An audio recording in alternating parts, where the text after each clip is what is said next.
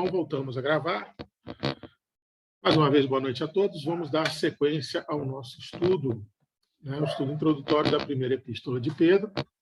E a gente vai intitular o nosso debate de hoje com o seguinte título: Simão, escuta, Pedro, edifica. Assim como a gente tem feito algumas vezes já, se tornou até um modismo nos NEPs Brasil afora, de trazer a mudança de Saulo para Paulo, que é muito interessante, ver como que o Cristo age no coração das pessoas, modificando esses personagens. A gente hoje vai tentar orbitar um pouquinho sobre essa mudança que o Cristo causou entre o Simão e o Pedro, ok? Como que o Simão discípulo se transforma no Pedro apóstolo, que se transforma de um líder da igreja primitiva, Simão Pedro ou Pedro, ok? Então vamos lá. Se der alguma interferência no vídeo, gente, por favor, abra o microfone e me avisem, ok? Pedro, Simão, aliás, ele era um pescador da vila, da aldeia de Betsaida, não a Betsaida Júlias, que foi criada pelos romanos, mas uma aldeia com o mesmo nome que ficava do lado ocidental do Rio Jordão, a 4 quilômetros de Cafarnaum, que era a cidade onde se acredita que Pedro tinha a sua casa e fazia o seu comércio pesqueiro. Ele era filho de Jonas, ou João, dependendo da tradução que você quiser, e Yohaná, pode ser tanto Jonas quanto João. Tinha um irmão chamado André, que era discípulo de João Batista, e, até onde a gente sabe, era casado, porque, inclusive, há um episódio que Jesus cura a sua sogra. Ele, segundo os especialistas, concordam que ele deveria ter uma educação extremamente limitada. Ele falava, provavelmente, o aramaico com um forte sotaque galileu, que seria mais ou menos, comparando, não em título de piada, mas em título de praticidade de entendimento, seria mais ou menos como um interiorano, que puxa o R. O aramaico deles tem um dialeto, uma sonoridade específica. Tanto é que um galileu só precisava abrir a boca em qualquer lugar da Palestina e todos saberiam que aquela pessoa era galileia. E ele também deveria falar um pouco de grego por conta do comércio, Ele estava ali do ladinho da Cesareia, da tetrarca de Filipos, e também de Decápolis, perto dos comércios de Decápolis. Então, assim, ele deveria falar um pouco de grego. E é considerado por todos os especialistas no assunto, Pedro, como uma personalidade extremamente legítima, ou seja, uma personalidade que não tinha grandes problemas em ser quem ele realmente era, não mimetizava, não fantasiava, não fingia ser outra pessoa, uma pessoa extremamente legítima. Isso deu a ele uma outorga entre os historiadores e os arqueólogos bíblicos de típico galileu. O que é um típico galileu? Uma pessoa simples, direta, impulsiva, vigorosa, comunicativa. E, no caso de Pedro, por ter esses atributos, ele também tinha uma inclinação muito forte para liderar, principalmente por ser vigoroso e comunicativo. E, provavelmente, segundo alguns autores, ele era um pouco mais velho do que os demais discípulos e apóstolos, principalmente um pouco mais velho que os demais apóstolos. O nome Simão é bem interessante a gente ver isso, até para a gente entender o título. Simão, o grego Simão, ou Sumeon, é de origem incerta e se acredita ser uma transliteração, ou seja, uma modificação do hebraico para o grego da palavra hebraica Shimon, que é derivada do verbo chama, que é para ouvir de forma inteligente. Shema, Israel. Está em Deuteronômio, ouve, ó Israel. Então, provavelmente, o nome de Pedro vem da raiz hebraica Shimon, que é para ouvir de forma inteligente. Isso é muito emblemático, porque na transformação de Shimon para Petros, para Pedro, Simão para Pedro, ele teve que ouvir muito, de forma muito inteligente, para poder se modificar completamente. Então, é bem emblemático se realmente o Simão de Simão Pedro for ligado ao verbo chama, for realmente Shimon. Mas Jesus, ao encontrá-lo pela primeira vez, falou assim: você é Pedro, filho de Jonas, mas vai ser chamado Cefas ou Kefas. Todas duas são palavras gregas, são cognatas, ou Kefas ou Cefas. É uma transliteração de uma palavra caldeia, chamada Kefá, uma pedra, que também pode estar ligada à palavra hebraica. A gente sabe que o caldeu e o hebraico têm a mesma raiz semítica. Pode ser também kef, que quer dizer uma rocha. No grego original era Petros, que quer dizer tanto pedra quanto rocha. E isso, até hoje, vem gerando uma imensa discussão entre os historiadores, entre os especialistas e exegetas. Por quê? Alguém muito espertamente traduziu a palavra de Jesus para Simão de Petros, que servia tanto para rocha quanto para pedra, para não ficar essa discussão se era da rocha hebraica ou kefá da rocha caldeia. Então, foi bem inteligente de quem traduziu isso na época, mas até hoje isso dá um pouco de confusão. Desculpa, escrevi. Quem chamava Pedro de Cefas era Paulo. Paulo sempre se dirigiu a Pedro como Cefas. João, no evangelho dele, trata de Simão Pedro. E Marcos, no evangelho de Marcos, que inclusive até no início do 3º ou 4º século, eu não lembro direito, era tido nas igrejas primitivas como o evangelho de Pedro, porque existe uma tradição muito forte na igreja de que Marcos compilou o evangelho a pedido de Pedro e a partir dos sermões que Pedro realizava. Então, no evangelho de Marcos, até o capítulo 3, ele é chamado de Simão. Depois do capítulo 3, Marcos só se refere a ele como Pedro, ok? Então, vamos lá. Mais ou menos aconteceu assim, gente. Vamos tentar fazer uma harmonização evangélica, né? E aí eu vou pedir para vocês permissão para tentar harmonizar, ou seja, tentar criar uma linha cronológica dos fatos dentro de tudo que eu já estudei e dos autores que eu mais gosto de visitar. Deve ter acontecido mais ou menos assim. André e João eram discípulos de João Batista. E aí eles ouviram João Batista dando testemunho sobre Jesus, lá na margem do Rio Jordão. Este é o Cordeiro de Deus que tira o pecado do mundo. Esse é o Filho unigênito. Eu vi a pomba descer sobre ele. E aí, André e João foram seguindo Jesus. Um belo dia, Jesus passando, João Batista falou: olha lá, o Cordeiro de Deus que eu falei para vocês, aquele ali é o Messias. Ó. Aí André e João criaram coragem e começaram a andar atrás de Jesus. E Jesus deve ter ficado incomodado com aqueles dois seguindo ele para cima e para baixo. Falou: o que queres? Aí eles falaram: mestre, onde tu moras?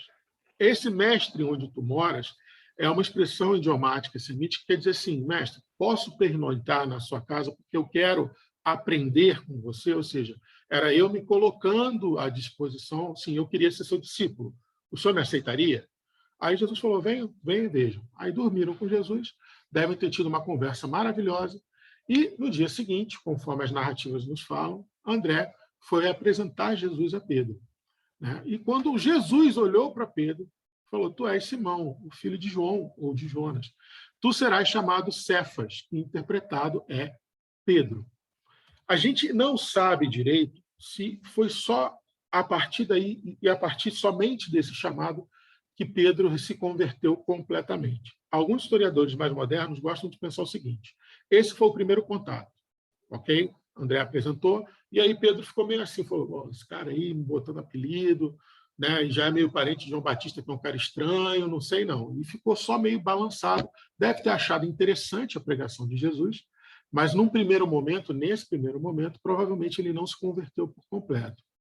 E aí, provavelmente, num segundo momento, estava lá Pedro e André limpando as redes e Jesus passeando pelo lago de Genezaré, pelo mar da Galileia, e falou: olha, vinde após mim e eu vos farei que se tornem pescadores de homens, que equivale ao famoso segue-me. Né? E aí eu acredito que os historiadores mais modernos estejam corretos. A partir disso, Pedro falou: tá bom, vou te dar uma chance. Então, onde é que você está indo? E provavelmente Jesus estava indo para as bodas de Caná. E aí eles foram, né? E lá eles presenciaram o primeiro milagre, a transformação da água em vinho. Aquilo ali deve ter mexido muito com Pedro. Lembrando, gente, que o que eu estou fazendo aqui se chama harmonização e é uma proposta interpretativa da história. Não quer dizer que foi assim. Eu prefiro acreditar, para mim faz mais nexo pensar assim, mas ninguém é obrigado a pensar dessa forma. E aí, Pedro deve ter ido atrás, viu o milagre das bodas de Caná, ficou mais balançado ainda, até que numa terceira oportunidade, Jesus pede para pregar sentado na embarcação de Pedro, faz uma lindíssima pregação e vira para Pedro e fala assim: pescou alguma coisa? Aí Pedro falou assim, pelejamos a madrugada inteira e não pescamos nada.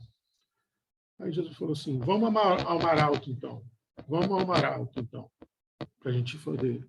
Aí Pedro até meio jocoso, falou assim, capitão, né? A gente pelejou a noite inteira e não conseguimos nada, mas se o senhor falou para a gente ir no mar alto, nós vamos no mar alto.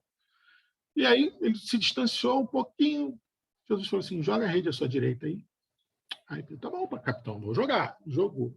E a rede se encheu de tamanha quantidade de peixe que ele assustou. A rede começou a rasgar, ele não conseguia passar a rede para dentro do barco, teve que chamar, provavelmente, Tiago e João, que eram companheiros de pesca deles, os filhos de Zebedeu, ou outros colegas pesqueiros. Corre aqui, gente, me acorde aqui que minha rede vai rasgar. E tive que ir em barco para ajudar a botar peixe para dentro do barco e puxa a rede. Naquele fuzuê, Pedro se joga aos pés de Jesus e fala assim, Senhor, ali naquele momento, ele perdeu toda e qualquer dúvida de quem era, de que Jesus era realmente, no mínimo, um profeta extremamente inspirado por Deus. Ele se joga de joelhos na frente de Jesus e fala assim, Senhor, afasta-se de mim, que eu sou pecador. E aí, Jesus fala com ele, vinde após mim, que eu vou te transformar em um pescador de homens. Né? Eu acredito que tenha acontecido assim. E aí, a gente tem Pedro fulgurando, Pedro aparecendo nos evangelhos, sempre como um dos primeiros discípulos a ser chamados, se eu não me engano, somente no evangelho de João, de João também ele é chamado primeiro que Natanael. Mas ele é dos primeiros, ele faz parte dos primeiros 4 discípulos a serem chamados, né, que tradicionalmente é Pedro e André, João e Tiago. Ele faz parte dos 3 discípulos íntimos, o círculo íntimo de Jesus. O que é o círculo íntimo? São aqueles 3 discípulos que estavam sempre presentes nos maiores milagres, nos maiores sinais de Jesus. Né? Pedro, Tiago e João. Estavam na transfiguração, na ressuscitação da filha de Jairo, como é que chama, gente? Fugiu o nome do menino agora. Do irmão de Maria e Marta, Lázaro. E ele é sempre o primeiro nome de todas as listas em qualquer evangelho. Na lista dos apóstolos de qualquer evangelho, Mateus, Marcos, Lucas ou João, né, ele vem sempre o primeiro nome. E ele também figurava como porta-voz tanto dos outros discípulos e apóstolos, como também porta-voz de Jesus para os apóstolos e discípulos. Não é muito difícil a gente conseguir material para a gente analisar como foi a trajetória de Pedro. Né? Pedro teve altos e baixos. E aí, se vocês observarem, tem várias passagens das narrativas evangélicas a respeito de Pedro. A gente vai tentar trazer aqui as que a gente achou mais importantes para a gente comentar, que é a nossa necessidade de mostrar, né, o quanto que Pedro é próximo, a atitude de Pedro é próxima às nossas atitudes quando se trata do Cristo. Então, a primeira coisa que a gente tem que falar, né, e talvez a mais importante, tirando a negação e a confirmação, é o fenômeno de Pedro ter andado sobre as águas. Muitos acreditam que ele não era nem apóstolo nessa época, ele era discípulo ainda, ou seja, ainda estava começando a entender a proposição messiânica de Jesus. E aí Jesus estava orando no monte, e eles foram para o barquinho, dormiram todo mundo, Jesus ficou orando, e quando foi lá pela 4ª vigília, ou seja, quase amanhecendo, em alta madrugada, Jesus viu que o barco estava distante, muitos estádios, ou seja, estava bem distante da margem, e aí ele vai andando pelas águas. Quando ele vai chegando perto do barco, a galera olha aquele vulto andando por sobre a água, todo mundo fala, é um fantasma. E todo mundo grita assustado, e Jesus fala assim, gente, calma, tem de bom ânimo, não vos assustei, sou eu. Aí Pedro falou assim, Senhor, se é o Senhor mesmo, se és tu, ordena-me ir até ti sobre as águas. Se é o Senhor mesmo, Pedro testando Jesus, se é o Senhor mesmo, fala que eu ande por cima das águas até você. Aí Jesus simplesmente falou, vem, ué. E Pedro foi. Só que como o mar estava agitado, que é muito comum o mar da Galileia nas madrugadas sofrer um vento reverso lá e se agitar, ele começou a afundar e teve medo de se afogar. Aí ele gritou, Senhor, salva-me. E Jesus imediatamente segurou ele pela mão, trouxe ele e falou assim, homem de pouca fé, por que duvidaste? E aí eu queria que essas perguntas que a gente vai colocando durante essa apresentação fossem ressoando no nosso coração, né?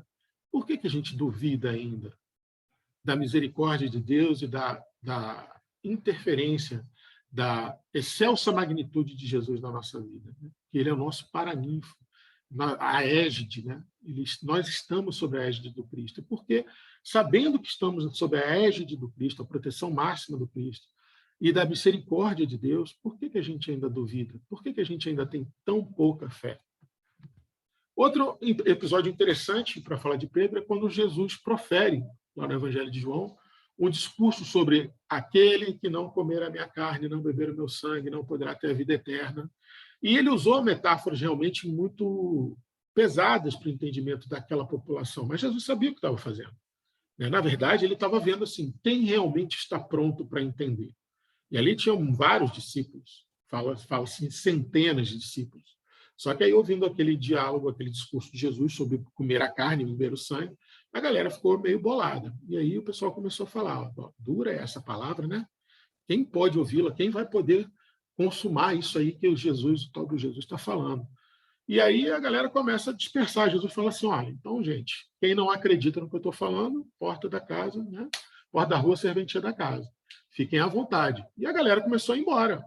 A galera que estava mais ali pelo fenômeno Jesus, mas que não estava tão inclinada em entender a mensagem do Evangelho de Jesus, começou a sair fora. E aí Jesus olhou para os 12 mais uma meia dúzia que estavam do outro lado e falou assim, e vocês?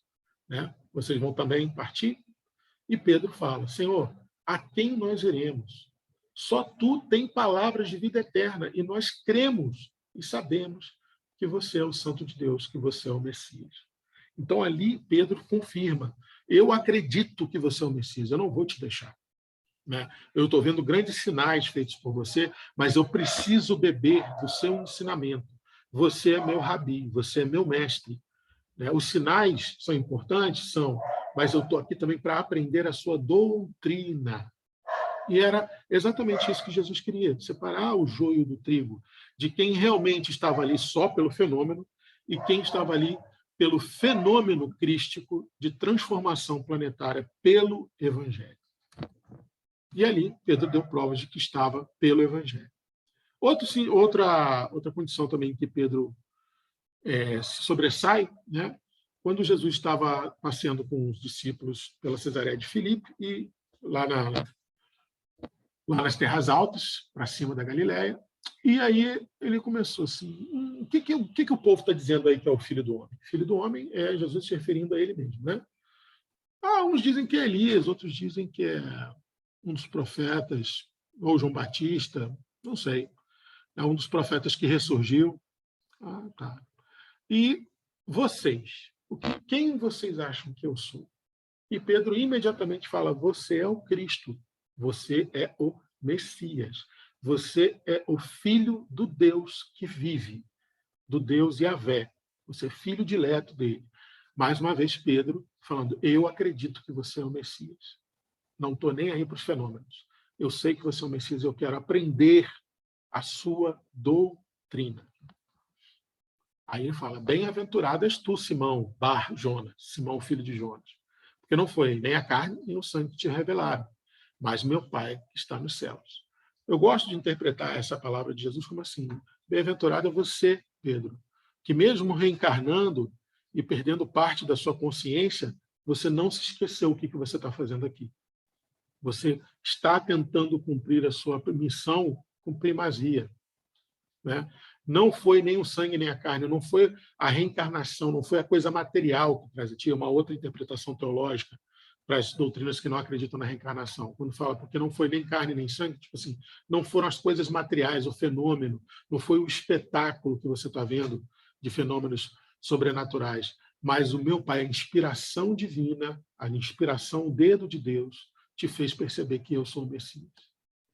E aí Jesus continua. E eu também te digo, tu és Pedro, tu és pedra, rocha, e sobre essa pedra, ou rocha, edificarei a minha igreja, e as portas do Hades, as portas do inferno, não prevalecerão contra ela. Olha o que é legal nisso aí. Eu digo que você é uma pedra. Por que é uma pedra?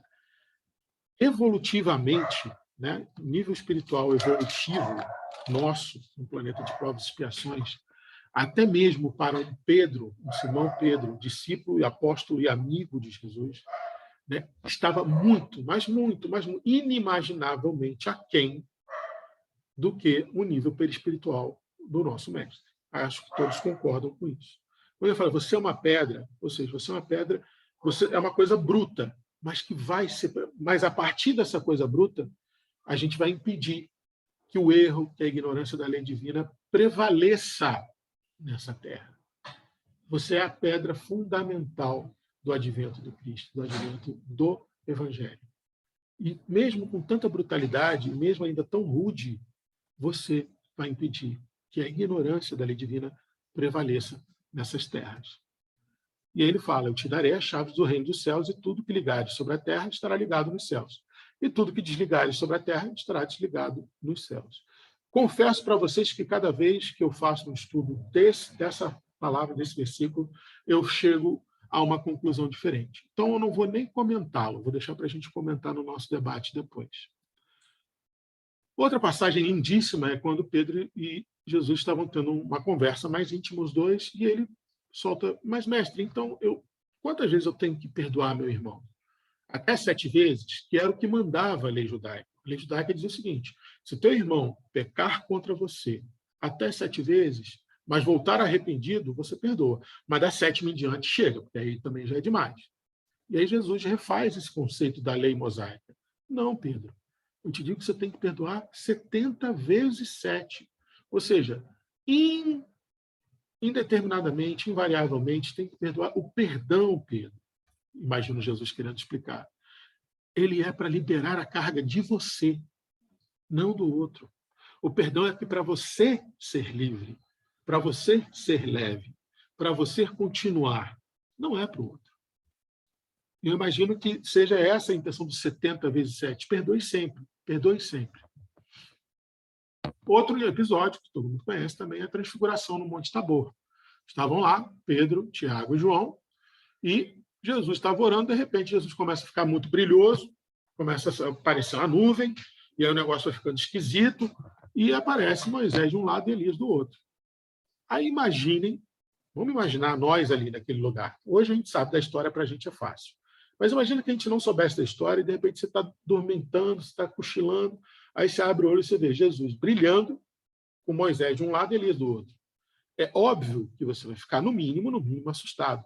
E a narrativa fala que ficou extremamente assustado a ponto de não saber o que fazer.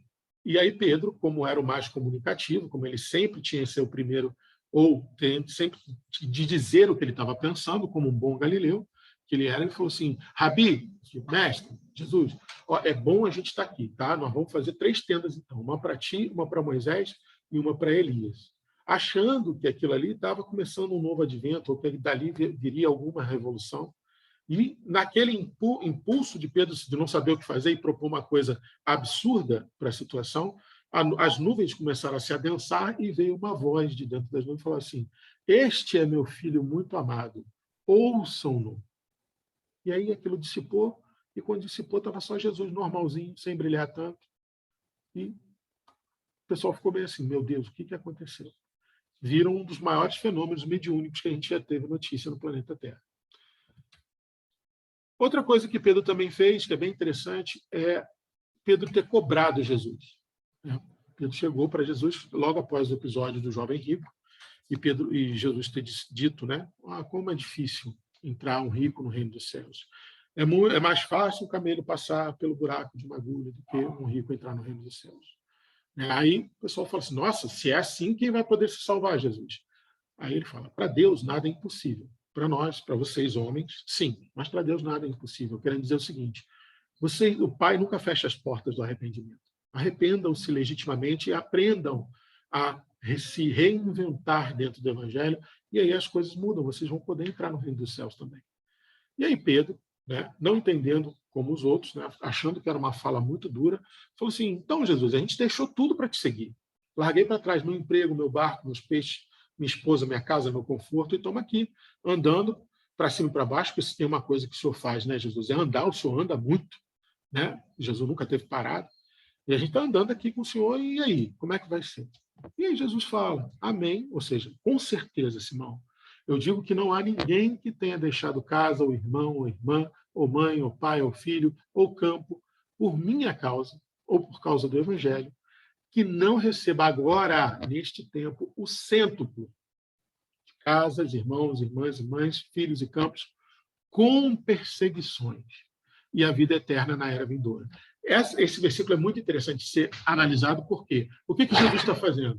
Ele está dizendo o seguinte, assim, você vai ser ressarcido através do mecanismo reencarnatório.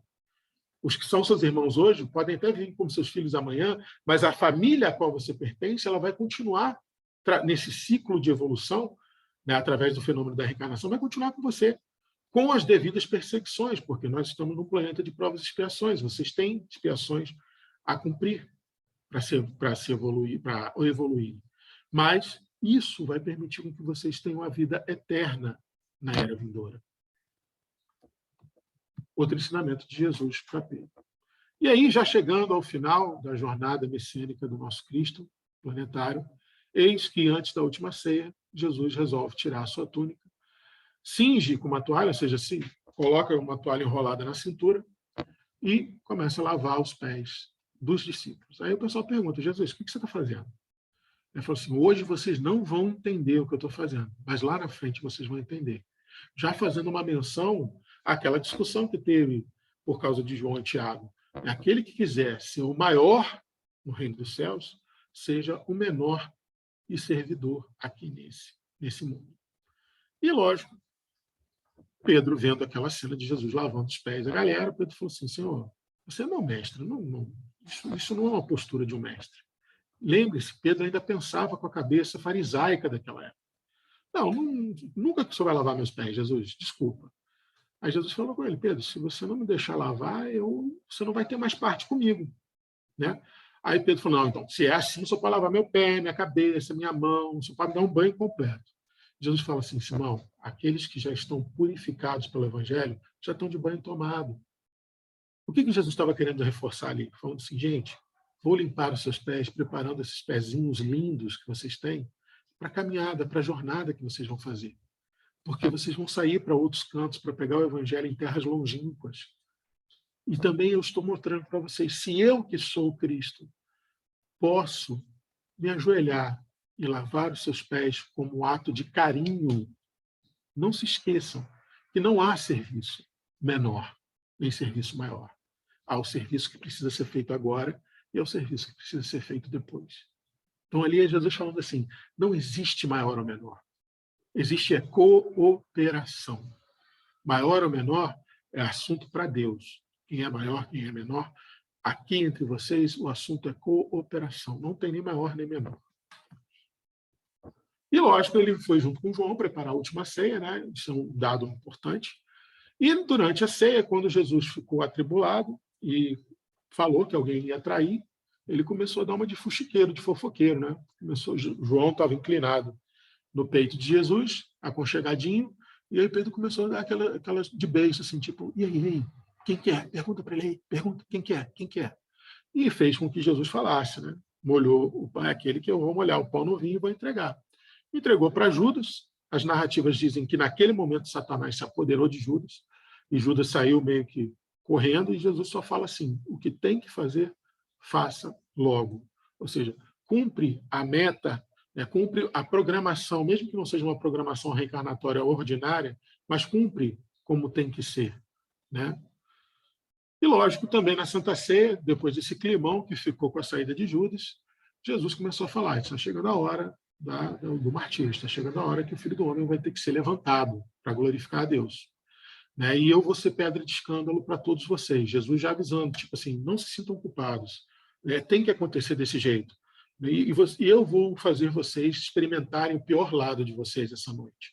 Mas não se sintam culpados, porque isso tem que acontecer para que se cumpra as Escrituras. Aí Pedro, obviamente, falou assim, ó, não, por que eu não posso te seguir? Né? Ele fala, para onde? Pedro antes pergunta assim, Senhor, eu vou contigo. Aí Jesus fala, não, para onde eu vou, vocês não podem ir agora. Né? E aí Pedro falou, não, como assim não posso te seguir? Eu entregarei até, se for preciso, até a minha própria vida por você, Jesus. Aí Jesus pergunta, você vai entregar a sua vida por mim?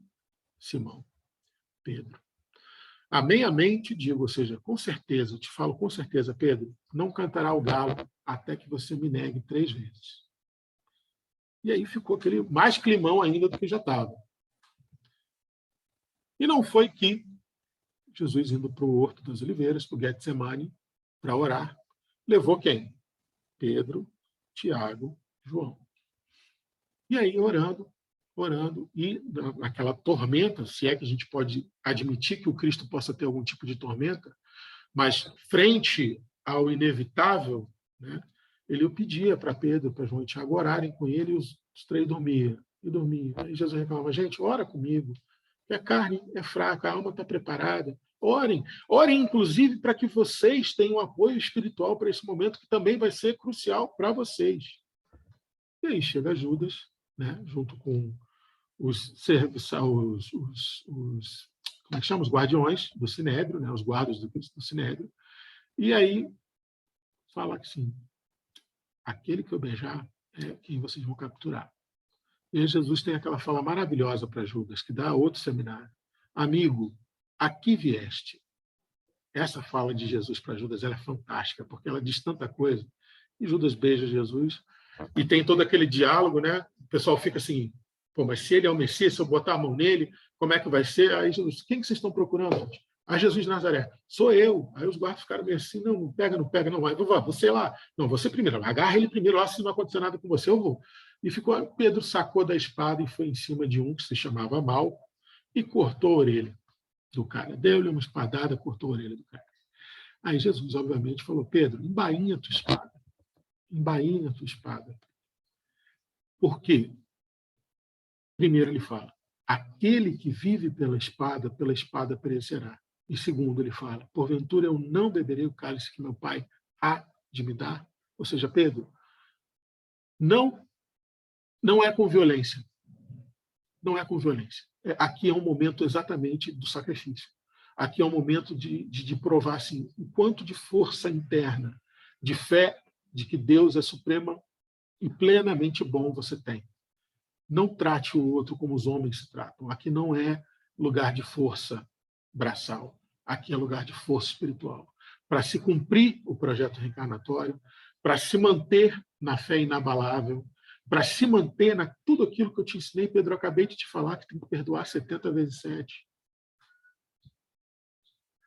E aí, obviamente, Jesus é preso e é levado ao Sinédrio. E Pedro vai acompanhando de longe, como quem não quer nada. Todo mundo correu da cena, né? Óbvio, os outros discípulos, todo mundo fugiu, com medo, obviamente. E Pedro está lá, acompanhando o pessoal que prendeu Jesus, acompanhando o Caifás, Anás, toda aquela treta, vamos dizer assim, né? E tinha uma fogueirinha ali fora, Pedro estava com frio, estava muito frio. Você chegou ali na fogueirinha, começou como quem não quer nada, perto do pessoal. Aí uma das serviçais chegou e assim, peraí, você não estava com aquele ali que está preso? Aí Pedro falou assim, olha, não sei do que você está falando, mulher, e eu não o conheço. Beleza. Aí, daqui a pouco, fogueirinha vai, volta outra serviçal, fala assim, vem cá, você não é um que estava com ele?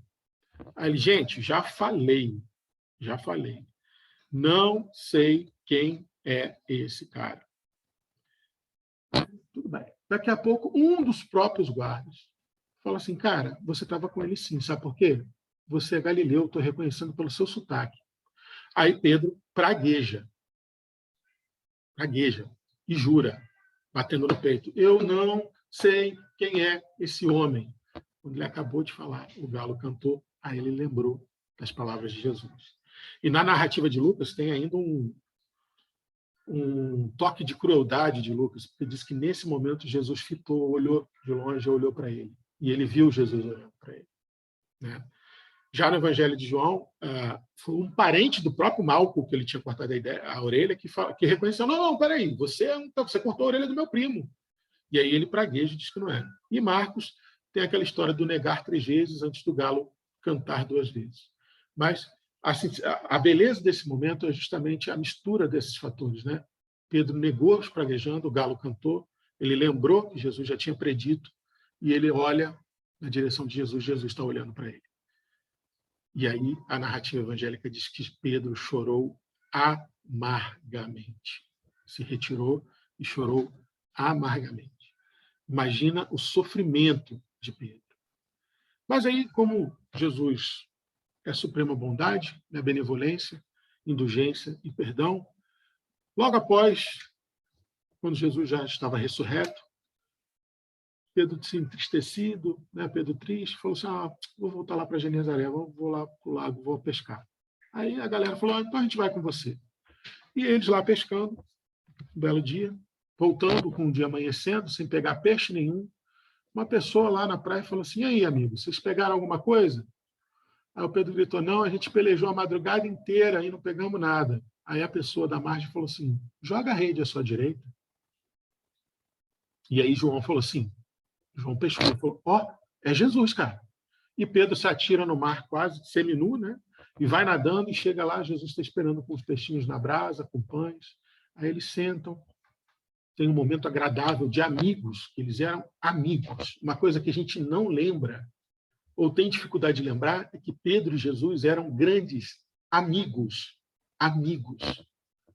E ali eles têm um momento de amizade junto.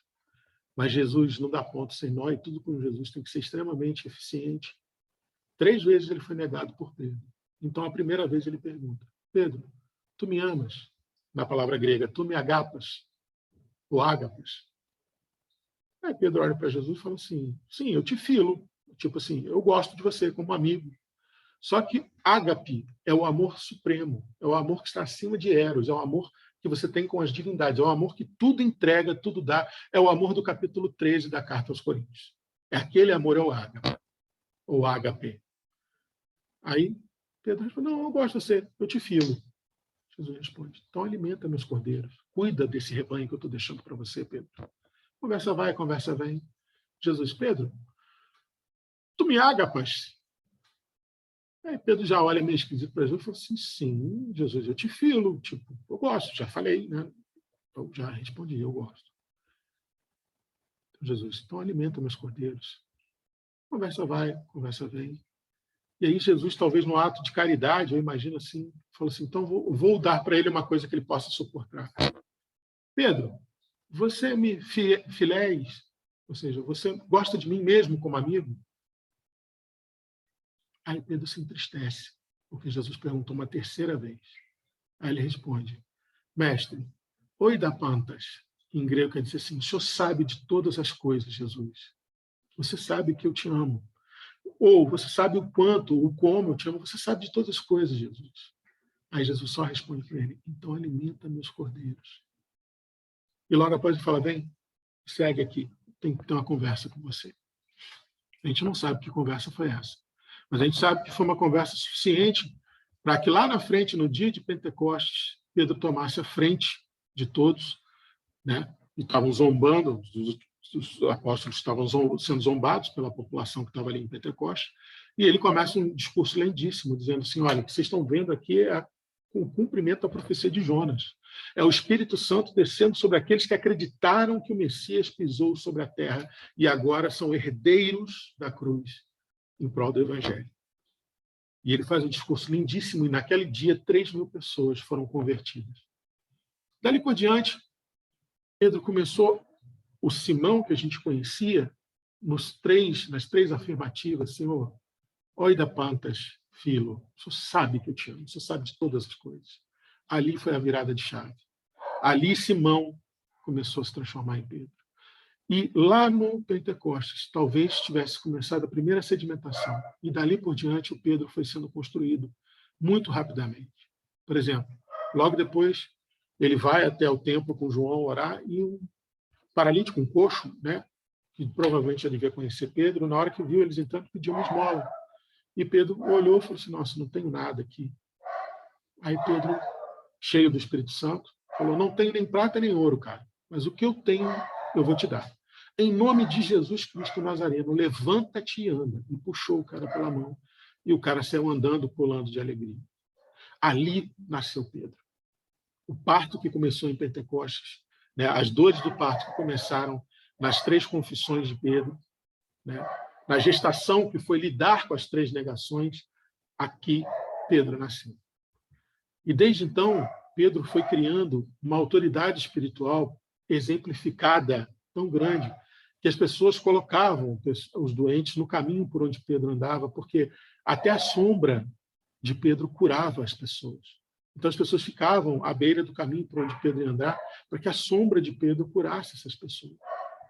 Pedro se tornou um fenômeno grande. E aí Jerusalém ficou pequena para ele. A gente tem aí as missões de Pedro e o capítulo do Atos dos Apóstolos relativo a elas. Por exemplo, esse número 1 aí, em Atos 9, foi quando ele curou, estava em Lidas, né, e curou o Enéas. Enéas era um senhor que já estava 8 anos de cama, e aí levaram Pedro até ele, e ele curou, levantou o cara da cama. Depois, sabendo disso, alguns cristãos, né, de Jope chamaram ele lá, porque uma confreira muito estimada e muito valorosa, chamada Tábita, ou Dorcas, tinha acabado de morrer. E aí Pedro foi lá e ressuscitou a Dorcas. E aí, lá na Cesareia de Filipe, na Cesareia Marítima, onde vocês estão vendo ali o 3, um cara chamado Cornélios, que era um centurião muito, muito conceituado, teve um sonho. E no sonho um anjo falou com ele: Cornélios, Deus está ouvindo as suas orações. Cornélios era temente a Deus, ajudava os judeus, não oprimia, gostava da ideia do monoteísmo, era uma pessoa que queria se aproximar da ideologia judaica. Né? E aí o anjo apareceu para ele em sonho e falou assim: olha, aqui em Jope, aqui do ladinho, tem um cara chamado Pedro. Está na casa de um outro Simão. Simão Pedro está na casa de Simão o Curtidor. Manda um dos seus soldados lá buscar ele aqui, porque ele vai te ajudar muito. Traz ele até aqui, você precisa ouvir o que ele tem para falar. E aí Cornélios mandou dois dos seus soldados para lá. Eles levaram Pedro. Pedro, nesse meio tempo, teve um sonho. Pedro faminto, né, e o pessoal demorando para fazer a comida, ele adormeceu, entrou em êxtase. Ele viu um jarro com todos os animais, répteis, todos os animais criados por Deus, descendo do céu. E uma voz falava: Pedro, pode sacrificar e pode comer. Aí Pedro falou assim: não, que isso? Isso aqui tem um monte de animal impuro misturado aqui, não vou comer, não. Aí a voz falou assim: Pedro, Deus purificou a todos. Não vai ser você que vai tirar isso deles. Não torne comum aquilo que Deus purificou. E Pedro ficou sem entender muito bem o sonho. Quando a galera chegou lá, os dois soldados chegaram para pegar Pedro para levar para Cesareia para conversar com Cornélios, o Espírito, e a narrativa de Atos dos Apóstolos é exatamente assim: e o Espírito disse a Pedro: Pedro, tem 2 homens lá embaixo te esperando. Vai com eles sem medo, porque eu pedi para eles virem. E Pedro vai, conhece Cornélios, né? E conta a história para Cornélios. Fala assim: eu tive um sonho que um jarro era posto, e isso para mim agora eu sei o que é. É o quê? Não existem homens impuros na terra. Toda a criação de Deus é pura. Então não existe gentio que não mereça ouvir a palavra do Senhor.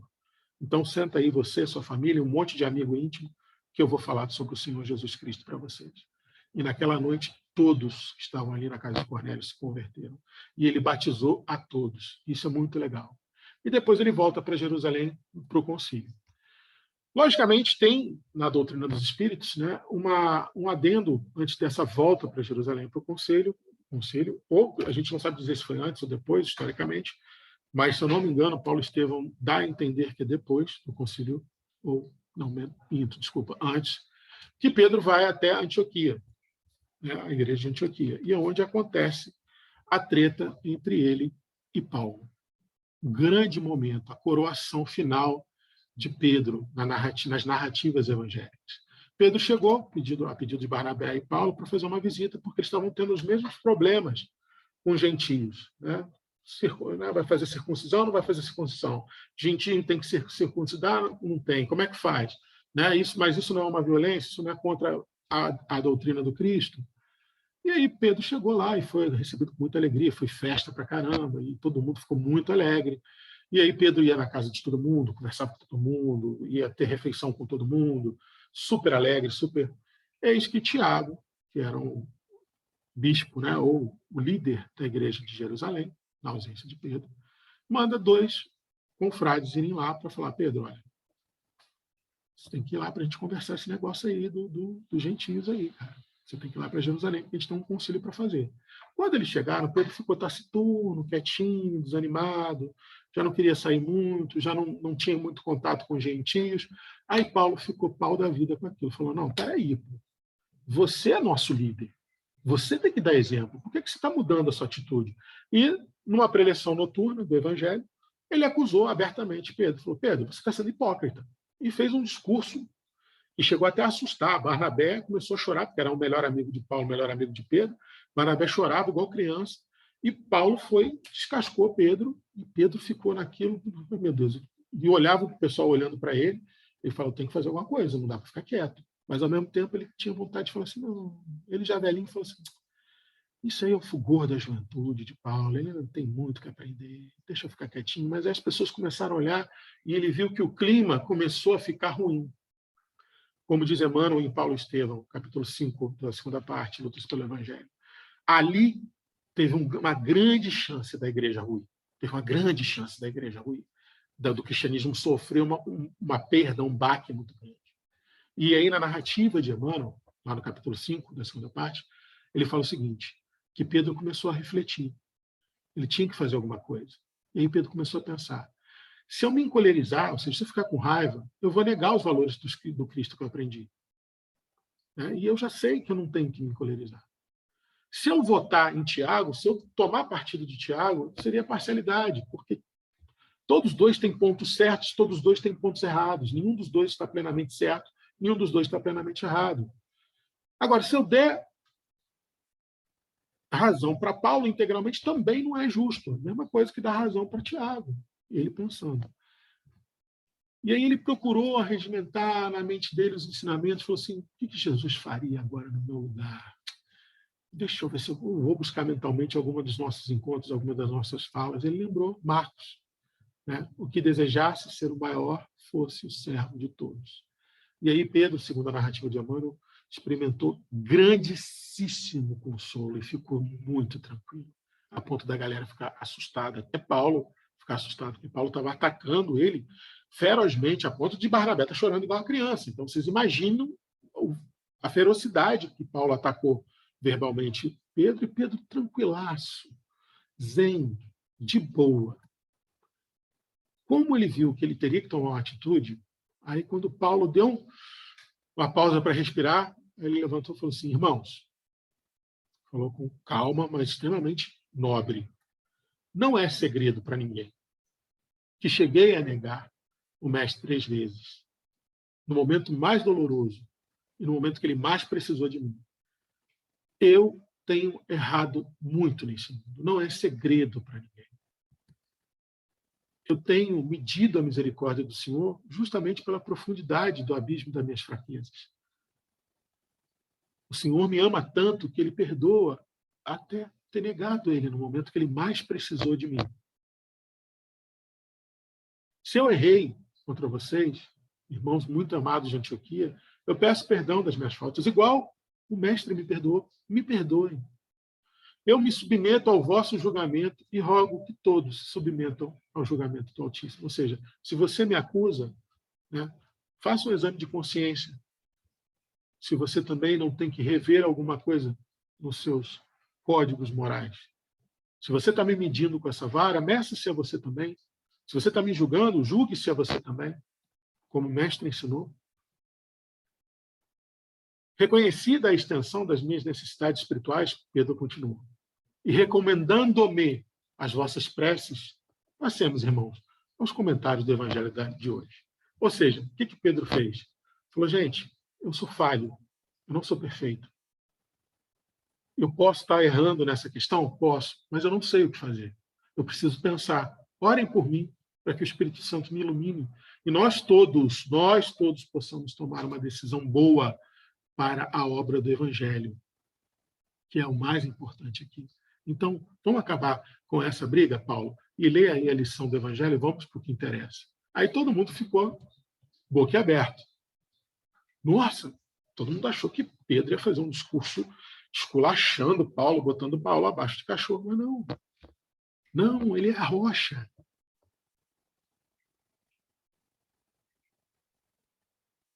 Ele é que impede do ar de chegar. Ele que impede que a ignorância do mundo continue.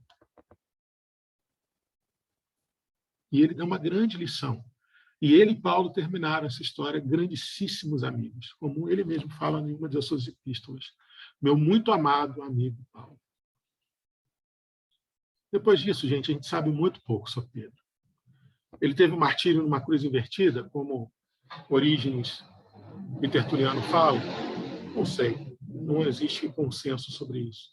Quando foi a morte dele, 68, 64, antes ou depois de Paulo, também ninguém tem consenso sobre isso. E onde foi? Se foi na Babilônia ou se foi em Roma, porque ele se acredita que ele usa o termo Babilônia para se referir à cidade de Roma, ninguém sabe ao certo, não existe consenso. Mas existe consenso de uma coisa, e Emmanuel que vem trazer isso para a gente. No Palavras de Vida Eterna, lição 154, nas Trilhas da Fé. Ele diz o seguinte: raros vultos da história do Cristo poderão competir com ele, Pedro, em matéria de renovação pessoal.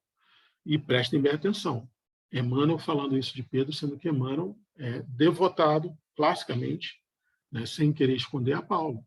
E a conversão de Paulo, a transformação de Paulo, foi também magnífica, mas ele não diminuiu a transformação de Pedro. Ela só demorou um pouco mais do que a de Paulo. Mas ele fala, raros são os vultos que podem se comparar nessa renovação, nessa reforma íntima. Cada vez que se viu Pedro em curso de erro, procurou corrigir-se e seguir adiante, no desempenho das obrigações que lhe eram atribuídas. Tropecei, caí, errei, levanta, conserta o que quebrou e segue em frente. Por quê? Porque o trabalho é muito, os trabalhadores são poucos. Jesus ensinou isso para ele também. Olha o campo, olha a seara como é longa e os ceareiros são poucos. Rezem para que Deus mande mais ceareiros. Então não tinha tempo a perder e Pedro já tinha entendido isso.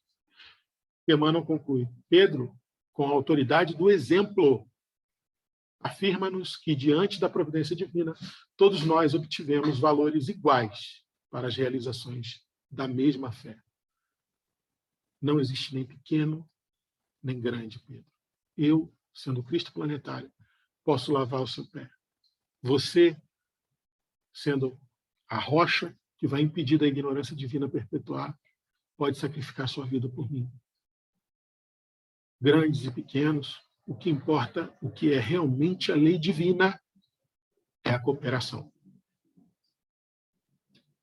E aí, gente, também por isso, no meu coração, no coração do João Marcos, assim como Davi é um homem segundo o coração de Deus, o profeta Samuel disse isso, eu tenho para mim até hoje que Pedro é o homem segundo o coração do Cristo. E você? O que você faria se a chave de ligar e desligar as coisas no céu e na terra estivesse com você? O que você faria?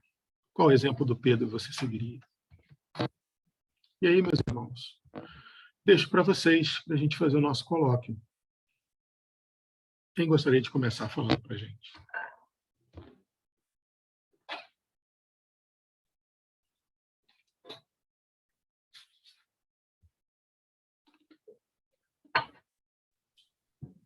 Olha, amigo, é muito bom que você trouxe aí para a gente.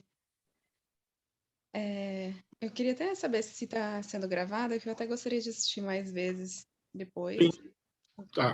Bom, pelo menos o sinal de gravado está ligado aqui. Acabou gravando, né? Que joia. Sim. É interessante a gente acompanhar essas fases, e você trouxe para a gente, João, justamente a fase antes de conhecer o mestre, né? No processo ali de conhecer, onde, salvo engano, ele foi o primeiro apóstolo, né? Escolhido por Jesus, salvo engano.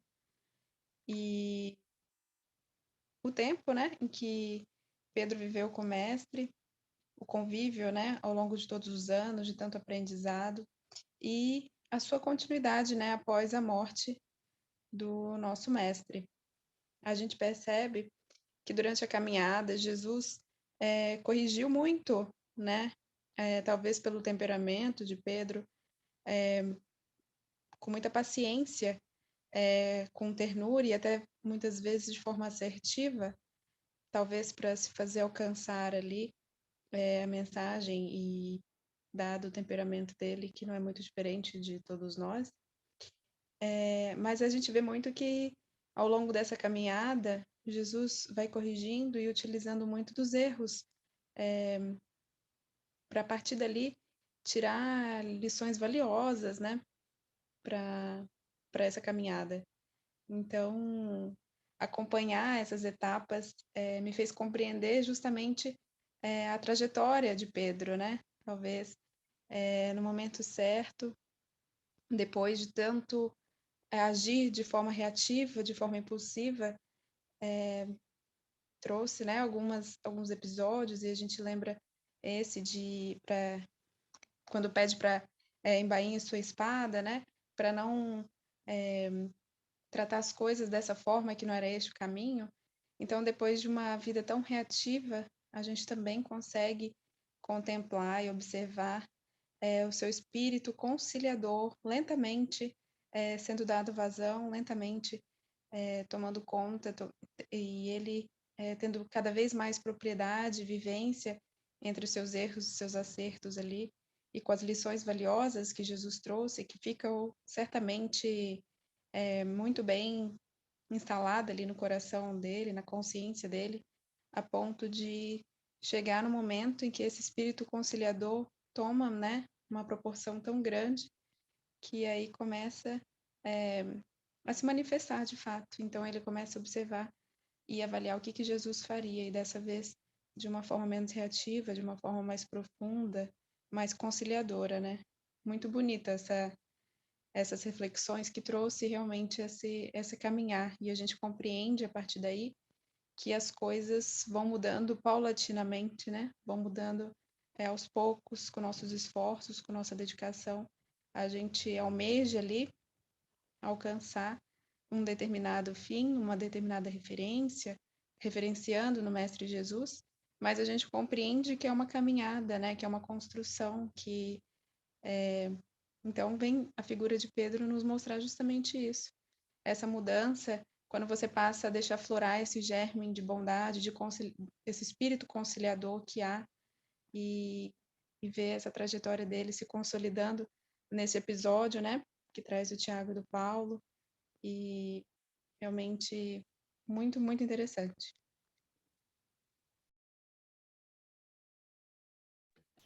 Obrigado, Ana, pelas suas reflexões. Uma coisa que me veio à cabeça ouvindo você, que não me veio na hora da apresentação, reparem só, gente, como que Pedro recebeu dons do Espírito poderosíssimos. A sombra dele curava, gente. Vocês têm noção do que é isso? E ele não se envaideceu em momento nenhum. Ele pegou aquela força espiritual que ele estava desenvolvendo, ele sabia que aquilo era dado por Deus. A gente, no estudo das epístolas dele, vai ver quantas vezes ele repete isso, né? E ele sabia para que aquilo tinha que ser usado. E ele usou com muita sabedoria. Muita sabedoria. Você vê que em momento nenhum a mediunidade dele foi mal usada. Em momento nenhum ele deixou de usar ou se envaideceu para usar. Na cura de Enéas e de Dorcas é bem interessante observar isso. Na cura do coxo, ele pega pela mão, levanta a pessoa.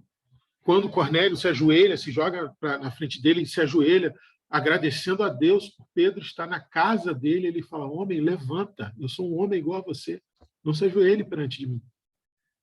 Então Pedro soube usar, na singeleza dele, na sabedoria dele, e essa construção da sabedoria, soube usar todos os dons do Espírito dele. Isso, para mim, é magnífico.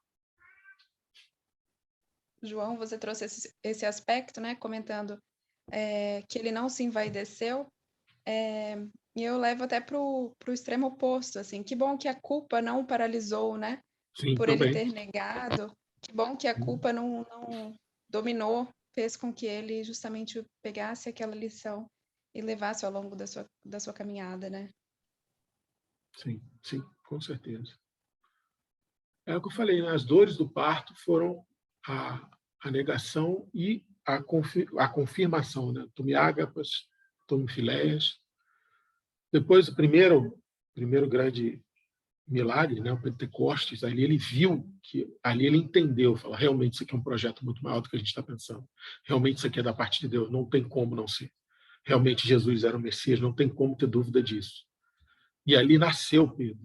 E você falou muito bem, Ana, Pedro veio se construindo, né, devagar, como deve ser as coisas de Deus, né? Ele, como um galileu, como um camponês, um pescador simples, construindo devagar, com paciência, observando passo a passo, sabendo o que ele estava construindo, para quem ele estava construindo. E eu acho isso muito fantástico, mas eu sou suspeito de falar, né, gente? Eu sou muito suspeito de falar de Pedro. Fátima, minha querida, pode falar. Então, primeiramente, parabenizar por essa narrativa. Eu ri muito, né? Porque foi maravilhosa a sua narrativa, quando você disse que se tem uma coisa que Jesus fazia era andar. Ai, eu ri muito. E é Mas bom, você né? não acha que Pedro reclamava disso, não? Pedro era reclamão, gente. Aliás, Simão era reclamão. Ele deve ter reclamado. De novo a gente vai andar, Jesus. E foi muito, muito bom, João, porque aí a gente grava realmente, né? Você fala que com um climão, assim, a gente realmente é muito mais fácil, né? Imaginar as coisas assim, como elas realmente aconteceram, né? Porque a Bíblia dá toda aquela pose, aquela, como é que fala? Aquela coisa sóbria demais, e a gente fica muito longe, né? Fica muito longe da gente. E é legal essa narrativa, porque a gente realmente tenta imaginar como é que foi lá naquele, que aconteceu naquela época, né? Eu adorei, João. Mas, assim, o que eu pensei aqui, quando a Ana estava falando, é que são sentimentos de culpa. Bom, todo sentimento de culpa é péssimo, né? Mas são sentimentos de culpa diferentes. Talvez a de Pedro seja até muito maior, não sei. Paulo matou pessoas, né? Mas assim, assim, porque ele acreditava numa coisa, né? Então ele acreditava que estava fazendo a coisa certa e tal. E Pedro não, né? Pedro ele traiu, né? Descaradamente Jesus, né? Em um Jesus que ele acreditava que era o Salvador. Então, esse ato de covardia, gente, pelo amor de Deus, isso deve ter doído no peito. E é o que a Ana falou. É, é, também, assim, ele não paralisou por conta disso. Eu acho que isso é a grande lição, né, da história dele também, porque quantos de nós, quando comete um erro, e aí a gente tem vontade de abandonar tudo, porque fica tão decepcionado, a gente fica tão decepcionado com a gente mesmo, que a gente perde as forças de continuar, né, o que a gente precisa continuar. Então, estudando o Evangelho, como é bom, né? Como é bom ver esses detalhes da vida dos apóstolos que nos impulsionam realmente a, a continuar na nossa trajetória, né? Porque eles foram escolhidos e passaram por tudo isso, que dirá nós, né? Mas é isso, só um comentário pequeno mesmo. Mas obrigada, Sensacional. João. Nada, gratidão recíproca, filha. Obrigado você. Sempre muito boas suas colocações, Fátima. Eu adoro. Tem um poema da Maria Dolores que eu vou compartilhar lá no nosso WhatsApp. Eu não lembro o título dele. E também o livro é um livro muito pouco conhecido. Eu vou achar e vou colocar lá para vocês o link para vocês terem acesso. É uma poesia comprida, demora para ler, mas ela contando como foi a volta de Pedro para a pátria espiritual, né? Ele acordando e o legal de Pedro é que tudo que você lê dele tem esse salpique, Fátima, que você lembrou, de graciosidade, né? De coisa alegre, de coisa piadística, mas de muito bom gosto, né? De coisa engraçada, como tem que ser a vida. Porque ele era um camponês, gente. Se tinha alguém que sabia, tinha que aprender a viver bem, porque o cara era um camponês, comerciante no jugo romano, naquela época. Se ele não soubesse fazer piada das coisas, se ele não risse da desgraça dele, se ele não desse risada das situações difíceis, não fizesse piada para o xiste piadístico para poder continuar mais leve. Então, a Maria Dolores fala que ele abriu os olhos na parte espiritual e falou assim: oba, quem vai vir me recepcionar? Qual a surpresa que eu vou ter? E aí depois ela vai contando que Jesus chega primeiro o pessoal cantando, os anjos cantando, e ele lá, né, recém-acordado na parte espiritual, com as mãozinhas assim no peito, esperando assim, gente, cadê Jesus? Jesus até agora não apareceu para mim, né? Eu já morri já tem algum tempo, mas Jesus vai vir, gente? Daqui a pouco vem Jesus e ela conta isso, e Jesus pega ele, e conversa, né? E é linda a narrativa. Só que Pedro chega e fala assim, olha, Jesus, deixa eu te pedir uma coisa. Não me manda de volta para aquele planeta, não. Ah, as coisas estão muito ruins. Jesus, você não faz ideia. Está ruim demais, demais, demais, demais. Deixa eu ficar descansando aqui. E ele lamura. E Jesus falou assim, Pedro, pode descansar. É um direito seu. Aqui onde você está é a morada dos justos.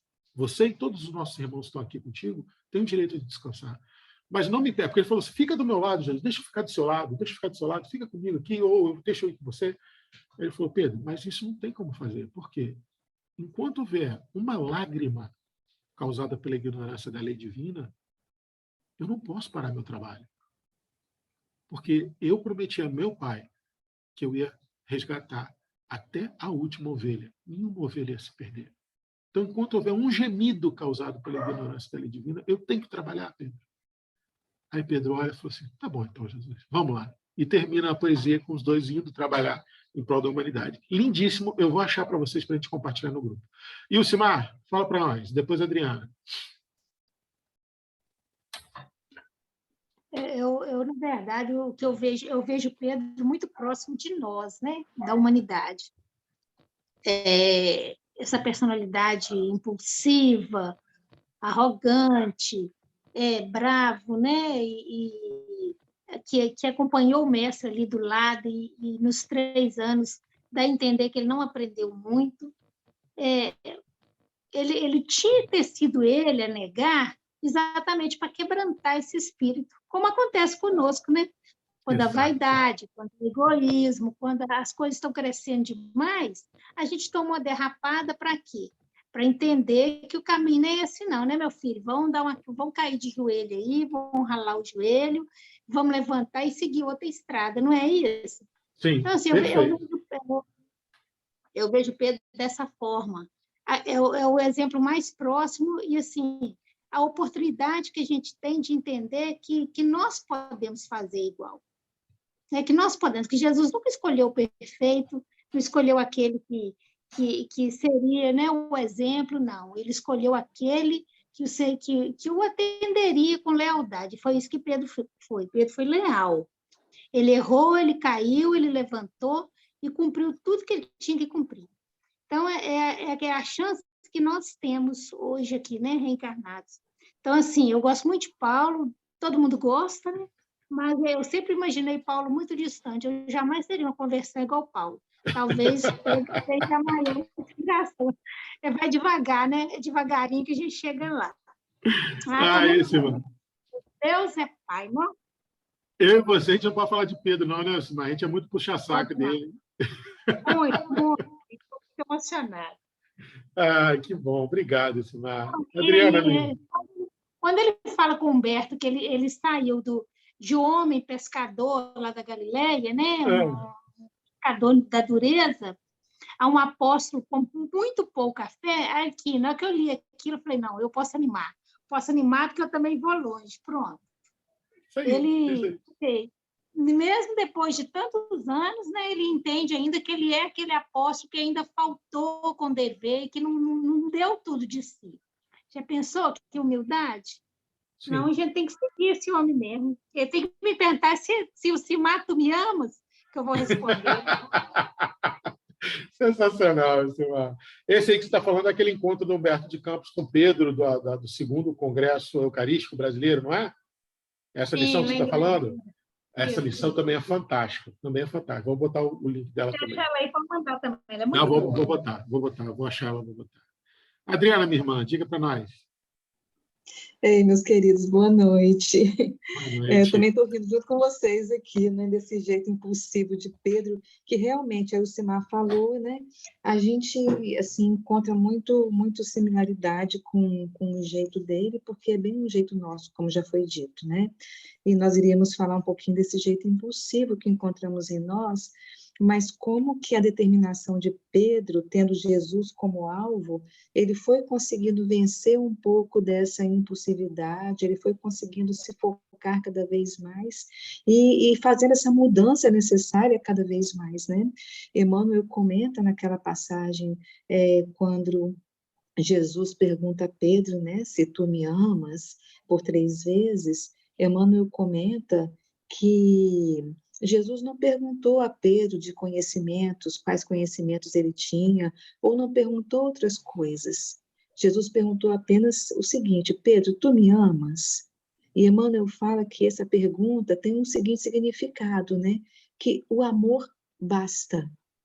Então, podemos ser impulsivos, podemos errar de vez em quando, de vez em sempre, não importa, mas o amor basta. E esse amor que nos leva a essa perseverança, que Pedro tanto nos dá esse exemplo, e que faz parte das nossas vidas também, né, perseverarmos, devido às faltas que por vezes cometemos, o amor basta. Então, é Jesus também chegando para nós e falando: olha, conheço suas imperfeições, sei que ainda tem muito para aprender, não é isso? Mas o amor basta, se apegue nele e siga em frente. E se tropeçar, levanta e caminha, e se me negar em algum momento, se erga e siga em frente, porque eu sei que é assim. São os passos da jornada evolutiva de cada um de nós. Esse falhar, esse tropeçar e se levantar, né? Então, é todo dia Jesus falando aos nossos corações: eu sei que tu me amas e busque me amar um tanto mais, mas que esse amor a gente possa expressar exatamente por esse esforço que nós vamos fazendo de vencer a nossa impulsividade, de vencer a nossa teimosia, não é isso? De vencer, às vezes, um jeito meio rústico, assim, que quem sabe nós podemos ter. E Jesus repetindo para nós, né? Buscarmos esse amor por Ele no sentido de entendermos o que Ele veio nos ensinar, compreendermos a grandiosidade de Jesus que foge ao alcance das nossas mentes e perseverarmos, porque estamos ainda nessa jornada de um aprendizado assim, incessante, né? João, eu tenho em mãos aqui a poesia que você falou, porque eu gosto muito também. Chama-se Não Regresso acredito. de Simão Pedro. Exatamente essa. Você me Exatamente permite essa. ler ou vai tomar muito Claro, tempo? não, de maneira nenhuma. Pode, Por favor, inclusive, pode. ela já vai ficar em tom de prece final para a gente. Faz esse favor para mim. Essa poesia é Tá, tudo lindíssima bem. demais. Por favor, Essa obrigada. eu também gosto muito, olha só. Regresso de Simão Pedro, Maria Dolores. Simão Pedro desperta além da vida humana, retoma pouco a pouco as forças da memória, terminara por fim a luta insana, do flagelo por grande pesadelo, recorda a cruz do fim, levantada ao avesso, que aceitara na terra por vitória, sabe que está no além, pensando em recomeço do próprio apostolado. Onde estaria o mestre sempre amado? E os outros companheiros, de ânimo nobre e forte, que o haviam no mundo precedido sob a perseguição, sem pausa e sem sentido, ao encontro da morte. A brisa da manhã, suave e cristalina, trazia-lhe perfume ao leito novo e alvo. Indagara Simão, que surpresa teria? Tocou o próprio corpo, achou-se são e salvo, e chorava enlevado em suprema alegria. Alguns instantes mais e ouviu enternecidamente cânticos de louvor e saudação. Alguém surgiu à porta de repente, envolto em doce luz, a doar-lhe conforto e proteção. Pedro entendeu quem era, e bradou-lhe: Jesus! Erguendo-se em seguida, leve e ágil gritou: Ave, Senhor da vida! Cristo abeirou-se dele a enlaçá-lo sorrindo. Depois vieram outros companheiros, instrutores, amigos mensageiros, do júbilo fazendo o festival mais lindo. Pedro enxergou feliz os vergéis exteriores. Eram jardins imensos, recheados de flores em profunda euforia. O ditoso Simão tomou a si a mão que Jesus lhe estendia e disse quase em pranto: Senhor, estou cansado, não mais me distancies do teu lado. Trago comigo a dor dos que moram no mundo, aquele imenso caos cada vez mais profundo de penúria, fadiga e sofrimento. Não desejo perder as luzes que hoje alcanço. Permita-me, Senhor, ficar contigo neste celeste abrigo. Necessito de paz, de socorro e descanso. Ao mundo de onde venho, pelas tribulações padecidas no lenho, não mais quero voltar. Desejo aqui viver contigo neste lar. Mas Jesus apontou-lhe o imenso espaço à frente e falou-lhe a sorrir. Fica, Simão, se estás contente. Estes sítios são teus, tanto quanto de todos os irmãos que serviram na terra a bondade de Deus. Cristo fez pausa e logo após explicou: quanto a mim, não posso repousar. A construção do bem é o meu lugar. Ouve, Simão, enquanto houver na terra um só gemido, uma gota de pranto, enquanto houver no mundo um coração caído, devo esforçar-me por permanecer no trabalho do amor que é o meu dever. Mas descansa, Simão, ver-nos-emos depois. Nunca houve distância entre nós dois. Afastou-se Jesus. Entretanto, Simão, fitando excelso amigo, bradou sem vacilar: Senhor, eu vou contigo, no passo firme do Divino Mestre.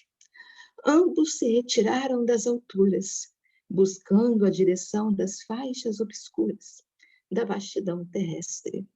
Na retaguarda, em paz, ficou a multidão de almas angelicais, numa doce canção cujo estribilho recordava esta expressão de luz dos hinos galileus: louvado seja o amor, bendito seja Deus.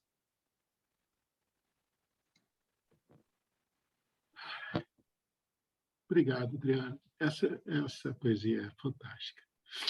Então, queridos amigos, queridas amigas, confraria muito amada, vamos elevar nossos pensamentos a Deus rapidamente, para não deixar de agradecer por nós mesmos. Quão bem agradecida foi essa poesia de Maria Dolores, mas que cada um possa inclinar seu coração em gratidão. Primeiro a Deus que permite tudo isso.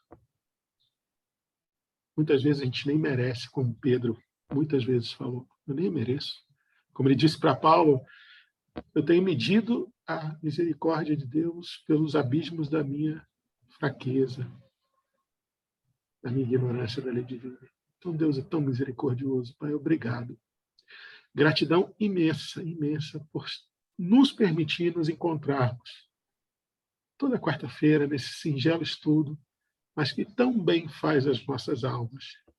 A Ti, mestre querido, que escolheu a pedra viva, onde a gente pudesse nos espelhar e nos sentirmos confiantes de que é possível chegar até o Senhor, Mestre Jesus. Gratidão por ter escolhido Pedro. Gratidão por Pedro ter superado todas as suas fraquezas e hoje ser esse grande exemplo a qualquer cristão. Nos momentos mais difíceis, lembrar que um tropeço é só um aprendizado e nada pode parar a marcha do Espírito ao encontro do Pai. E gratidão aos irmãos de jornada, aos irmãos reencarnatórios, gratidão aos nossos irmãos espirituais que tornam tudo isso mais lindo, tudo isso mais santo. Gratidão, Pai. Em Teu nome, honra e glória hoje e para todo sempre. Que assim seja. Gente, muito obrigado. Tenha uma excelente semana. Se Deus quiser, semana que vem estaremos aqui de novo para estudar a epístola. Hoje a gente estudou Pedro, semana que vem estudaremos a primeira epístola dele. Os aspectos teológicos, textuais, para a gente se afinizar como é construída essa carta, ok? Espero vocês semana que vem. Fiquem com Deus. Ô, João, a poesia é bonita, mas a voz da Adriana... Ah, maravilhosa, né? Nossa, Todo maravilhosa. tempo. Faz toda a diferença. Toda a diferença, com certeza. Ela agora vai ser nossa leitora oficial. Nossa Senhora, com certeza. Vou tentar não embargar a voz da próxima vez. Não, é impossível, é impossível. João, Impossível. só uma pergunta assim para eu Diga. poder entrar bem no ritmo, né? Que eu estou entrando no ritmo ainda, tá? Vai, No sem caso, a pressa. gente vai fazer o quê? Nós vamos perpassar assim toda a epístola, é isso, no próximo A gente vai encontro? fazer, são estudos introdutórios, tá, Adriana? Semana que vem, então o tá. estudo introdutório da epístola. Igual a gente fez hoje um levantamento geral de quem foi Pedro, contou um pouco da história, a gente vai contar a contextualização da epístola. Beleza? Então tá bom. Tá joia. Tá ótimo. Obrigada, meu querido. Nada, gratidão a você. Então Boa vamos noite com para Deus, todos. gente. Boa noite, gente. Um grande Fiquem com beijo. Deus. Bom restinho tchau. de Boa semana. noite. Tchau. Fiquem com Deus.